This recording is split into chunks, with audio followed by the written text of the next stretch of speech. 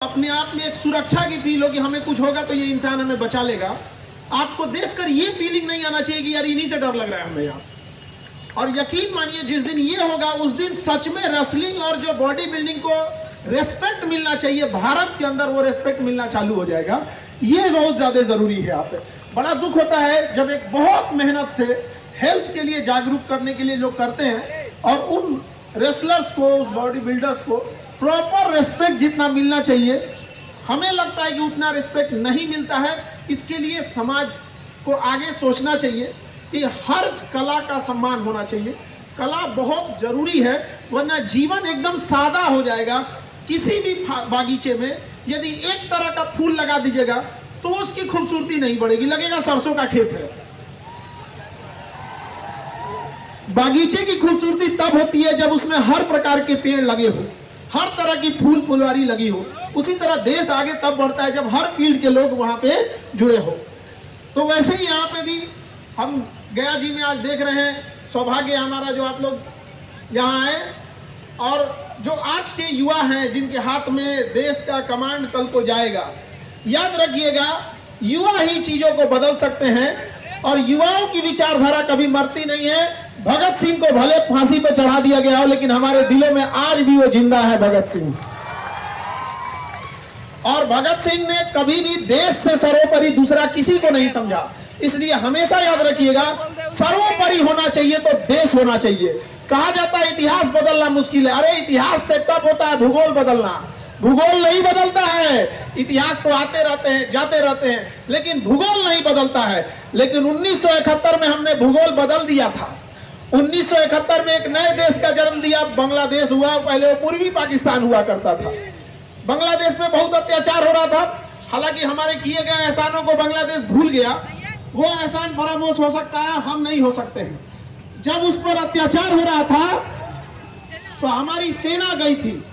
आज piece association के मंच पर हम 1971 की बात क्यों कह रहे हैं, समझिएगा। हम जब एक थे तो भूगोल बदल सकते थे। कैसे?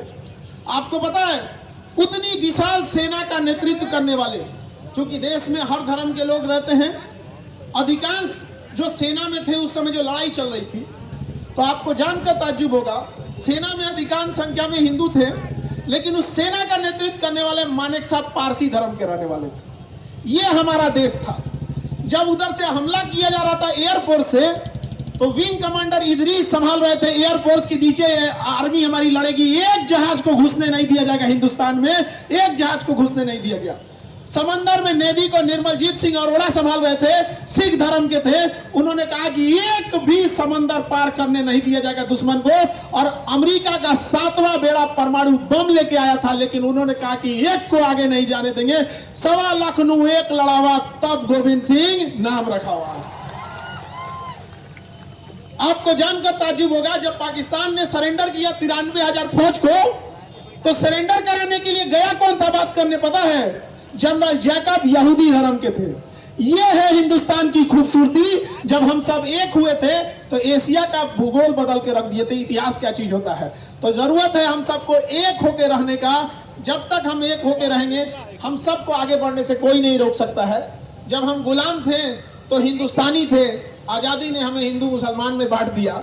ये बड़ा दुर्भाग्य की बात है। याद रखिएगा कि एक भूखा पेट के इंसान का कोई धर्म नहीं होता है, अस्पताल में गया किसी मरीज का कोई नहीं होता है। तो आपस में हमेशा मिलजुल के रखेंगे। जो यहाँ यंग जनरेशन विद्यार्थी है, यंग जनरेशन विद्यार्थी पहाड़ से उतरती उस नदी की तरह होता है, जिसमें रफ्तार तो बहुत होती है, लेकिन थोड़ा सा भी यदि रास्ता भटकेगा तो आगे जाके तबाही लाएगा और खुद एक नदी का एक आशीर्वाद की जगह एक श्राप बन के रह जाएगा। उसी तरह युवा होता है। अपने आप को यदि कंट्रोल नहीं कीजिएगा, सही डायरेक्शन में नहीं ले जाइएगा, तो आप कहीं के नहीं बचिएगा। आज के युवाओं की सबसे बड़ी खराबी क्या है? आज का युवा जाग चुका है, अब 1.5 GB डाटा खत्म करके सो जाएगा।